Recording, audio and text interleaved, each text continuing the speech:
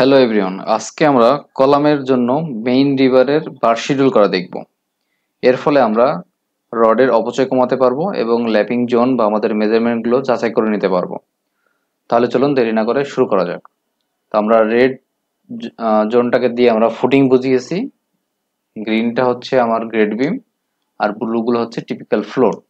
আমরা কয়েকটা জিনিস কনসিডার করব, সেটা হচ্ছে যে আমাদের এই এল শেপটা আমরা 12D ধরবো, বা আমাদের স্ট্রাকচারে যেটা দেওয়া থাকবে সেটা ধরবো, আর ল্যাপিং গুলোকে আমরা 50D ধরবো। আমাদের ফুটিং এর রিবারটা ধরছি 25 মিলি, আর কলামেরটা ধরছি 20 মিলি। তো হচ্ছে যে আমরা কয়েকটা জিনিস রিলেট করে দিই। আমরা জানি যে আমাদের একটা রড হচ্ছে 12 মিটার হয়, 12 × 3.28 × 12। আমরা ইঞ্চিতে নিচ্ছি কারণ আমরা হচ্ছে যে ফুল রডটাকে মেলানোর চেষ্টা করব, তাহলে আমাদের ওয়েস্টেজ হবে না। তো আমরা হচ্ছে যে আমরা খেয়াল আছে কিনা, আমরা ধরে নিয়েছি যে 8 ফিট হচ্ছে আমাদের গ্রেড বিম। তো আমরা চিন্তা করে নিচ্ছি যে একটা ল্যাপিং জোন এই গ্রেড বিমের উপরে দিব, আরেকটা হচ্ছে যে ফার্স্ট ফ্লোরের উপরে যে দিব। তাহলে আমরা একটা লেফট সাইড একটা রাইট সাইডে আমরা প্রথমে ল্যাপিংটা দিয়ে আমরা উঠবো উপরের দিকে ফুটিং থেকে। তাহলে আমরা প্রথমে হচ্ছে যে 8 ফিট দিচ্ছি, 8 আমরা হচ্ছে যে ইঞ্চিতে হিসাব করছি। তো আমরা কিন্তু এখনো ক্লিয়ার কভার বা মেইন বার গুলো ফুটিং এর বাদ দিচ্ছি না। আমরা মাটাম যে এল শেপ যেটা ডেভেলপমেন্ট লেন্থ আছে সেটা এখনো ধরিনি। আমরা এটা আস্তে আস্তে করব, সবগুলো যোগ করব বিয়োগ করব, দেখাচ্ছি আপনাদেরকে। তো আমরা হচ্ছে যে 8 ফিট ধরে নিলাম। 8 ফিট ধরলে আপনি কিন্তু গ্রেড বিমে উঠে গেলেন। গ্রেড বিমে উঠে গেলে আমরা হচ্ছে যে আমরা জানি এই বিমের নিচে এবং ফ্লোরের উপরে L/4 জোনে আমরা ল্যাপিং দিব না। তো আমরা হচ্ছে যে কতটুকু মেজারমেন্ট আমরা দিব না, আমরা হচ্ছে যে 10 ফিট থেকে আমরা ধরেন 0.5 মানে 6 ইঞ্চি, মানে স্ল্যাবটাকে বাদ দিচ্ছি। আপনার যদি বিম থাকে বিম বাদ দিবেন। তো এটাকে ভাগ করব হচ্ছে 4 দিয়ে, মানে 2.375 মানে 4 ইঞ্চি, মানে 28 ইঞ্চি। 28 ইঞ্চিতে আমি হচ্ছে যে নিচে 28 ইঞ্চি উপরে 28 ইঞ্চিতে আমি ল্যাপিংটা দিব না। ধরেন আপনি এইখানে রডটা কাটছেন, তাহলে এইটা টপ থেকে নিচের দিকে ল্যাপিং ল্যাপিং এর মেজারমেন্টটা আসবে।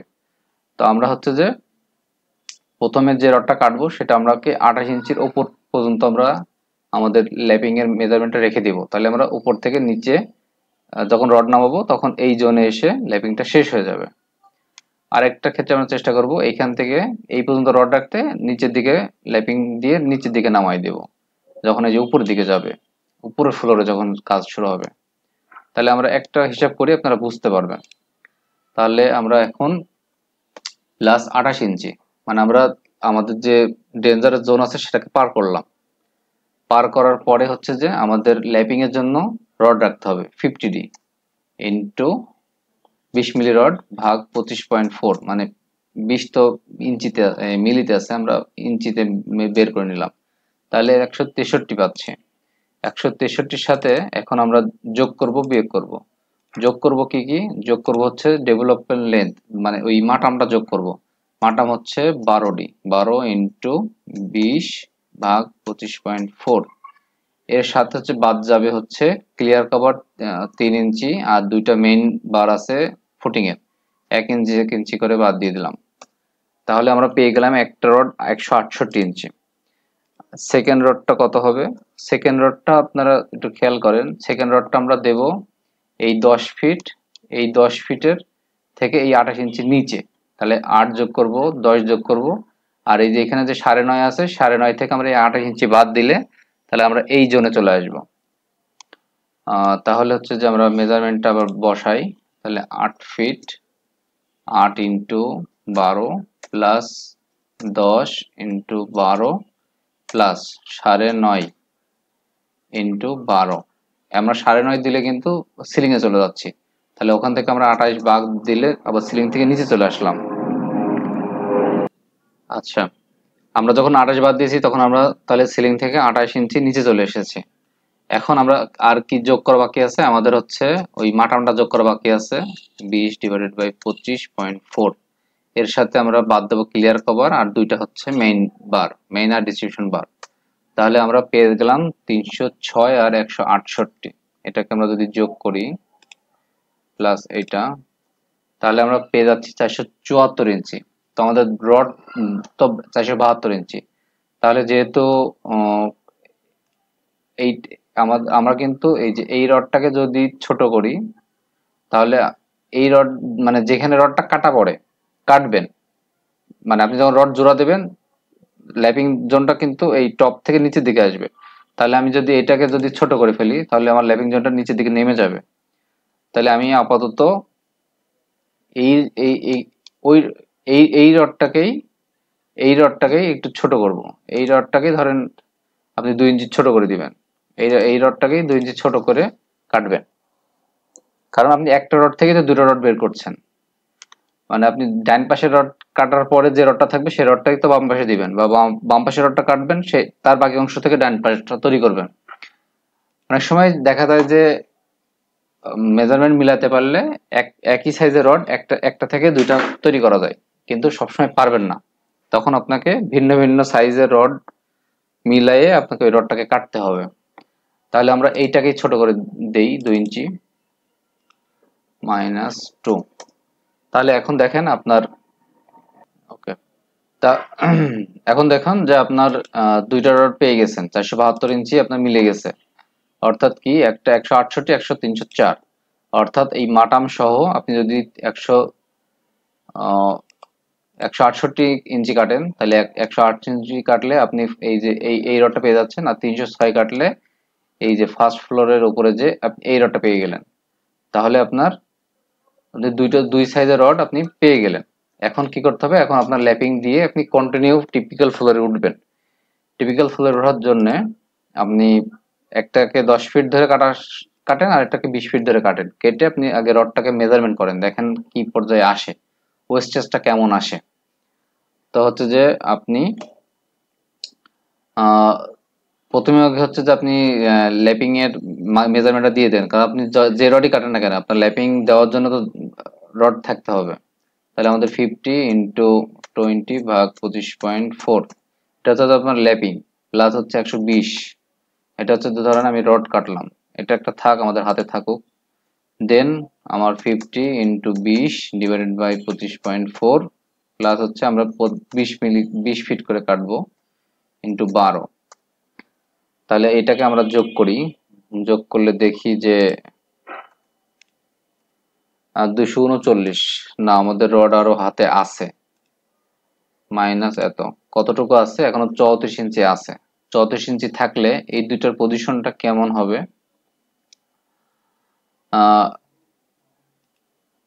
মানে আপনি যেভাবেই জোড়া দেন না কেন, আপনি 10 ফিট রড যদি এখানে জোড়া দেন, তাহলে যদি বড় করেন তাহলে এর ল্যাপিং জোনটা আস্তে আস্তে উপরের দিকে উঠবে। আবার যদি এই রডটাকে যদি জোড়া মানে বড় করে কাটেন বা ল্যাপিং জোড়া দেন, তাহলে তো আপনার এই রডটাও বড় হয়ে যাচ্ছে, উপরের ফ্লোরে যে বড় হয়ে যাবে। তাহলে এই রডটাকে উপরে উঠানো যাবে কম, কিন্তু আপনি এই রডটাকে আপনি কিন্তু ল্যাপিং দিয়েছেন মাত্র 40 ইঞ্চি। তো এই জায়গাটা আপনার 9.5 ফিট ছিল, আপনার সাড়ে 9.5 ছিল। তার মানে 114 ইঞ্চি। আপনি 28 ইঞ্চি করে ডেঞ্জার জোন বাদ দিয়েছেন। 28 হচ্ছে আপনার 56 -56। তাহলে আপনার এই যে এই ল্যাপিং জোনটা কিন্তু মিনিমাম 60 ইঞ্চি। আপনি যোগ করেছেন হচ্ছে আপনার 40 ইঞ্চি। আপনি এখানে ল্যাপিং জোনটা যখন যোগ করেছেন এই 28-এর সাথে, তখন যোগ করেছেন 40 ইঞ্চি। তাহলে আরো 20 ইঞ্চি মিনিমাম হাতে আছে। তাহলে হচ্ছে যে আপনি এটাকেই ধরেন আরো 20 দিয়ে দিতে পারেন, প্লাস 20।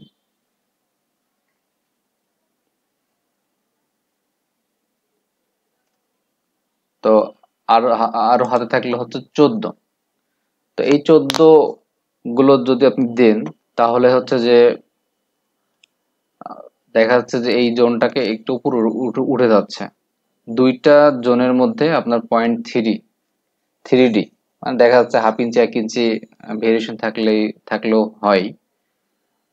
দেখা যাচ্ছে যে তো আপনি যদি এইটাকে একটু বাড়ায় দেন তাহলে এই জোনটা একটু উপরে উঠবে, এই জোনটাকে একটু নিচে নামবে।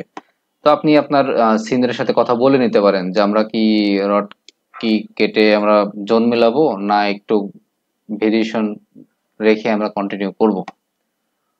তো দেখা যাচ্ছে যে ভেরিয়েশন রেখেও কাজটা করতে পারেন। তাহলে এই যে 14 আছে, এই 14 কে আপনি আরো 7 করে দুজনকে দিয়ে দিতে পারেন। তো আমি এটাকে ধরেন আরো 7 দেই, এটাকে ধরেন আরো 7 ইঞ্চি দিয়ে দিই।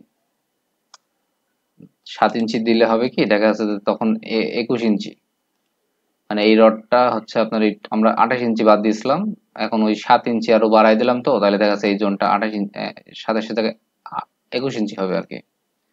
বিষয়টা এরকম হবে আর কি, জোনটা একটু ছোট ছোট হবে, ডেঞ্জারাস জোনের মধ্যে একটু ল্যাপিংটা ঢুকে যাবে। এটা আলোচনা সাপেক্ষে, কারণ বিল্ডিং এ হাজার হাজার রড থাকে। তা আপনি যদি এভাবে সবগুলো মানে কাটতে চান তাহলে কোম্পানির অনেক লস হয়। তো দেখা যাচ্ছে যে আপনি আলোচনা করে নেবেন, তারা যদি আপনার জোনকে যদি একটু আমরা 19-20 করতে পারি সেটা একরকম। আর হচ্ছে যে, তো এইটাই হচ্ছে যে বিষয়, দেখা যাচ্ছে যে আপনি এই লেফট সাইডের জোনটাকে 2 ইঞ্চি নামাই দিলেন, আবার রাইট সাইডের জোনটাকে দেখা যাচ্ছে 2 ইঞ্চি উপরে উঠাই দিলেন। তো এইভাবে আপনি আপনার রডটাকে অ্যাডজাস্ট করে নিতে পারেন।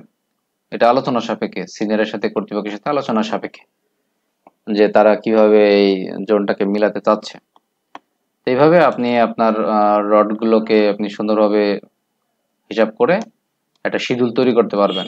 অনেক সময় কোম্পানিগুলো দেখা যাচ্ছে যে শিডিউল তৈরি করতে বলে, আবার অনেক সময় কিন্তু বড় কাজ হলে এই শিডিউল অনুযায়ী হচ্ছে কোম্পানিকে চাহিদা দেয়, তারা কিন্তু আপনাকে এই আপনার যে মেজারমেন্ট লেন্থ আছে এইভাবে আপনাকে ডেলিভারি দিবে। তো বার শিডিউলটা খুবই গুরুত্বপূর্ণ। আপনি যদি শিডিউলে ভুল করেন তাহলে রড শর্ট পড়বে, আবার যদি রড বড় হয়, ধরেন কলাম তো উপরের দিকে উঠে যাবে, কিন্তু যদি বিম হয়, বিমে কিন্তু বড় হলে কিন্তু সে কিন্তু আর আহ, বাড়ানোর জায়গা নেই। তো আমরা হচ্ছে যে এটা প্র্যাকটিস করব, প্র্যাকটিস করতে করতে আমরা আরো ভালোভাবে এই জিনিসগুলো বুঝতে পারবো। তো আমরা হচ্ছে যে তাহলে আমরা পরবর্তী টিপিক্যাল ফ্লোরের জন্য রড পেয়ে গেলাম, একটা 186 ইঞ্চি, একটা 286 ইঞ্চি। তাহলে আমরা এইভাবে আমাদের রডগুলোকে শিডিউল করতে পারি। তো এই ছিল আমাদের আজকের লেসন। তো এই ধরনের সিভিল ইঞ্জিনিয়ারিং টিপস পেতে আমাদের চ্যানেলের সাথেই থাকুন, লাইক শেয়ার কমেন্টস করবেন। তো সবার সুস্থতা কামনা করছি। আজকে এই পর্যন্তই। আসসালামু আলাইকুম।